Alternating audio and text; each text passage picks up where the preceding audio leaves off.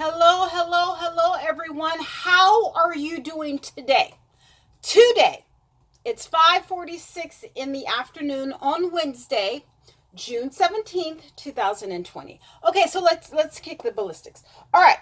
So, as of today in America, you guys see that? There are 2.2 million cases of coronavirus, and last night or yesterday there were 23,000. Can I? Okay. 23,000 more cases. And look at the graph. Are you guys paying attention to the graph?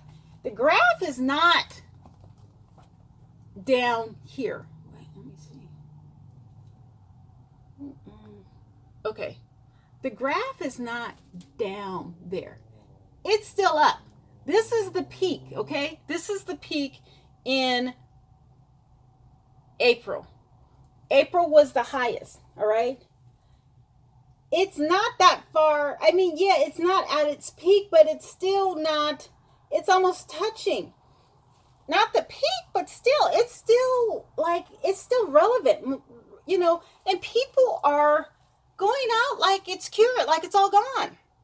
And I saw something last night in Wuhan, where it originated or whatever, where the bats escaped the lab or whatever. I don't know what the conspiracy is or the story. We will never know the real story. But it's still going on. And, when they were trying to interview every person that they would interview, as soon as, I guess, Big Brother in China saw them interviewing, people who were outsiders, I'll say it like that, they would be taken away by the police. Anyway, so the total for the United States is 2.2 million. 687,000 people have recovered, and 119,000 people have died. And as of yesterday, 739 people died across the nation, not just in New York and California. Where in California, in Southern California, those numbers are pushing up. They're still pushing up.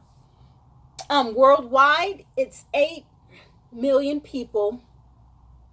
440,000 people have died from coronavirus worldwide. 3,255 died yesterday. So I'm saying all this to say it's still relevant. The coronavirus is still relevant. And I know, we have to protest and everything, but people, please be careful. Someone handed me a pen and I said, no. I grab a napkin, I pick up the pen, and I sign. Yeah. Those days, well, I didn't like doing that before we had these numbers. I don't like touching anything that, 1,000 people are going to touch or 5 people are going to touch. I don't want to touch it. All right. We were at the gas station and my son was with me, and of course he was pumping the gas and he touched it with his hand. I was like, oh my God, please help me. I said, no, you don't do that. You touch, you get a napkin or a paper towel or something, and you hold the pump with the paper towel or napkin or, whatever else, and you discard it. Is it disregard or discard it after you're finished? You don't touch the buttons at the store. You don't do that. See, it's more than wearing the face mask. You have to worry about your hands because, listen, after you touch the gas pump, you don't have a wash area where you wash your hands. So you touch the gas pump, right? Then once you finish, first you push the button to pick the gas. You don't touch that with your fingers. No, because that's bacteria. When you touch this, see, I'm the only one that touches my iPad, okay? But if 10,000 people are touching it, I'm not touching it. No. Even when I go to the grocery store. But anyway, you touch the gas pump, you touch the thing to select the gas. If you're touching all that with your fingers and, 1,000 other people are touching it, that's bacteria. We're not even talking about coronavirus. We're talking about just bacteria, period. So you touch the pump, you touch the button, you touch the pad to put in your number. You touch the pump, you have to open up your gas, your thing to open up your gas pump. then you finish, you touch the pump again, you put it back, then you don't wash your hands, you're touching your steering wheel, okay? And then you touch your car radio. All of that is bacteria. All of it is bacteria. And I like to, not detox, but I like to, clean out the things that I touch, my steering wheel, at least once a week. And that's with me not touching anything. I don't like to sit anywhere except for my car or my bed or in my house. I don't like sitting anywhere. So if you see me standing, it's not that I'm being rude, but that's just how I am. But I know you guys are not cleaning off your steering wheel, the knobs, the thing that you change your gears. I know you guys don't clean that off. But after you've touched the pump, the knobs or whatever, the keypads, that's bacteria. You're bringing it back to your car. You're touching your steering wheel. You're touching, your radio and all that.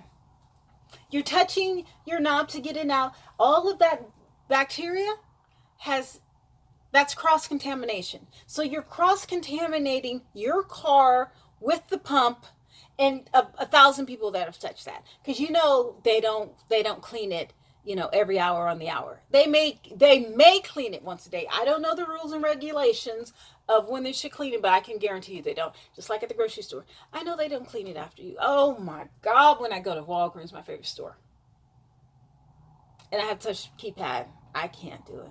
Always bring Q-tips with you. When you go grocery shopping, make sure you have, when you go anywhere, make sure you have Q-tips. That way you don't have to touch the infected bacteria pad that 1,000, maybe 2,000 people have touched before you that day. Or maybe that week, because I can almost guarantee they don't do it every day. They don't do it every hour. All that is cross-contamination. And this is not only for coronavirus. This is for everything. There's other viruses. There's other bacteria. So you don't wash your hands. You go to McDonald's, you get some French fries. So after you've touched the gas pump and the steering wheel and you've went to Walgreens or shopping, or whatever, and all of those bacteria is on your fingers, and then you go to McDonald's and you have a fry. You touch because you didn't wash your hands. You touch the French fry, that's bacteria, and you put it in your mouth. So you have about, 5,000 cross-contaminated germs on that French fry, and you put it in your mouth.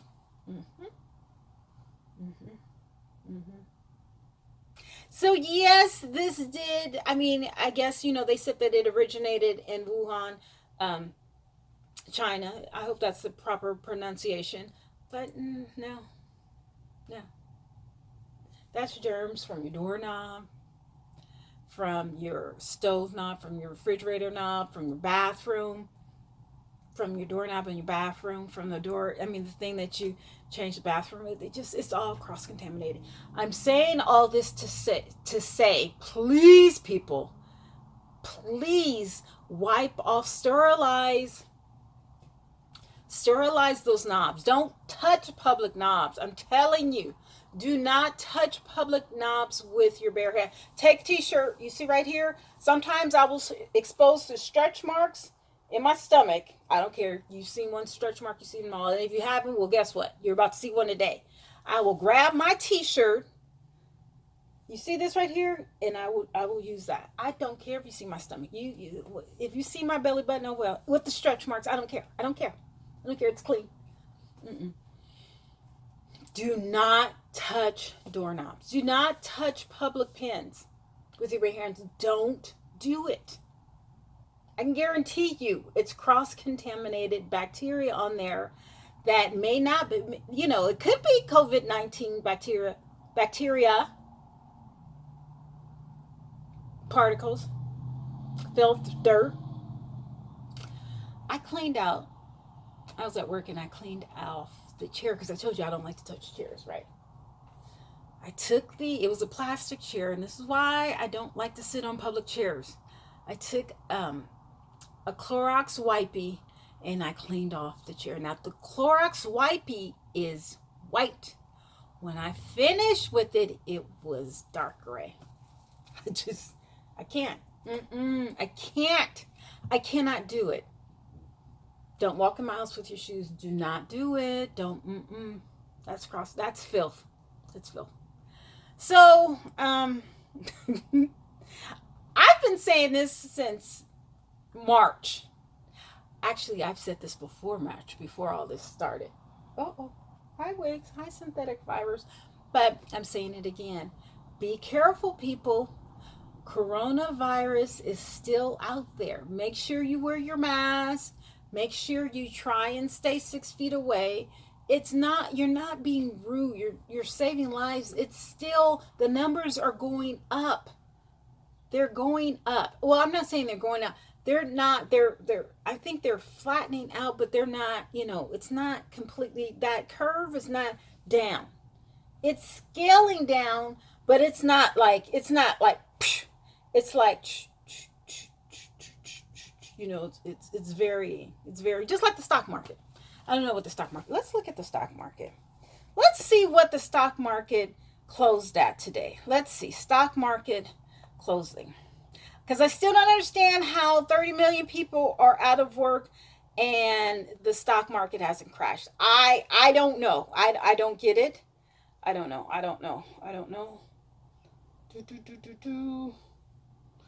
And stock market closed today.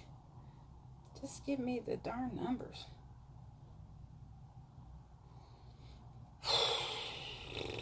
$30 million people are out of work. Is the stock market up or down today? Okay, see, it's average, so it's not up, it's not down. Oh, okay, it was down. Well, not surprising because it was up. See, it was down 170 points, but it's still 26,000. It was 29,000 in March. With 30 million people out of work, it should be like 1,000. I don't know what's going on. I don't know, but that's for you guys to extrapolate what's going on. Listen, hopefully I'll see you tomorrow. I may come back tonight because there's some issues that I want to touch upon.